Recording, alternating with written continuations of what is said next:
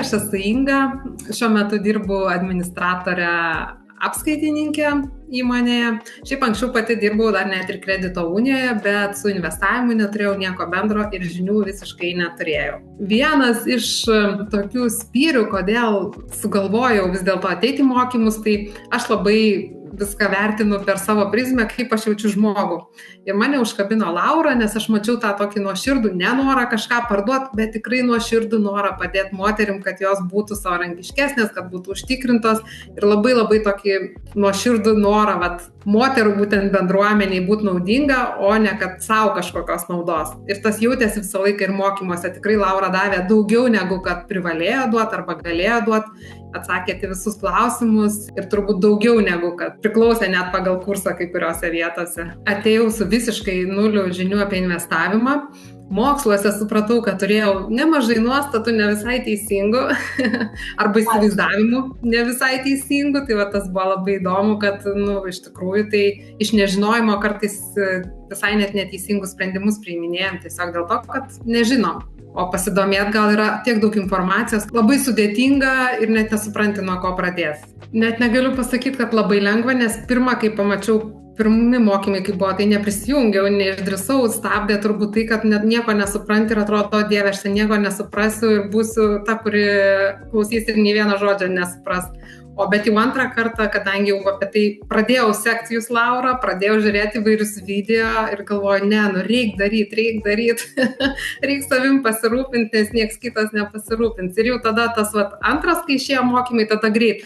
Pamačiau, kad išėjo, galvoju, reik registruotis, nes aš vėl pabijosiu, paskui tai greit atlikau sprendimą. Tikėjausi, kad bus sudėtinga, kad mes iš karto apie investavimą, kur, kaip, ten platformos ir taip toliau. Net tokią baimę turėjau, kai ateini naują sritį, ten tokių būna net žodžių, kurių nesupranti. Tai aišku, buvo tų žodžių, bet kas patiko, kad iš tikrųjų labai nuo pradžių pradėjom, pradedant visom ten investavimo galimybėm, netgi indėliais, kad pasidarėm savo ramiai savo turimų finansų analizę, susidėliojom tikslus, kas buvo labai tikrai gera ta lentelė tikslam, kur gali pasiskaičiuoti, ką tu galėtum turėti, jeigu taip darytum.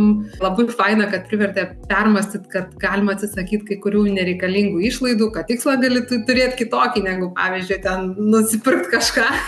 Labai patiko, kad visas procesas buvo nuo pradžių, su apmąstymais, su tokiais namų darbais, kurie priverčia pasižiūrėti save ir po truputį viskas tikrai buvo taip pakankamai aiškiai, nuosekliai išdėstyta. Labiausiai džiaugiuosi, kad pradėjau, kad tą gyvybės sutartį susitvarkiau, kad pergalvojau strategijas, kaip kur ką galiu pasidėlioti. Dabar jau žinau tikslą, žinau, kiek noriu skirti pinigų ir kad atsisakiau išlaidų, kai kurių tikiuosi, kad ilgam.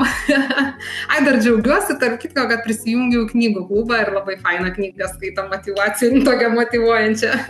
Tai ir daugiau drąsos tikrai atsirado ir to ryžto daryti ir atsirado to tokio ramumo, kad, gerai, nesuprantu, bet galiu išsiaiškinti, blogiausiu atveju visada galiu su Laura pasikonsultuoti, tokį turi atramą, kur žinai, kad gali kreiptis ir kad gausi informaciją. Tai tas yra labai tikrai smagu ir drąsina labai daryti. Aišku, tuo pačiu turiu supratimą, nes kuo daugiau gilinės, tuo labiau supranti, kad daug ko nesupranti. Bet labai buvo smagu, kad tuose mūsų mokymuose sudėlioja tam tikrus taškus, ką galima, pavyzdžiui, kokius fondus rinktis, jeigu tu tikrai neturi ten to supratimo ir nenori labai daug laiko skirti ieškant informacijos, kad gali bent jau tada pradėti nuo tų esminių dalykų, kurie yra svarbus ir kur tu supranti apie ką jie ir gali išsirinkti paprasčiau. Tarp kitko buvo labai faina, vien dėl to, kad smagu, kaip viena dalyvė pažymėjo, ir nepagalvojau, bet ten tikrai buvo tiesos, kad smagu, kad buvo moteris.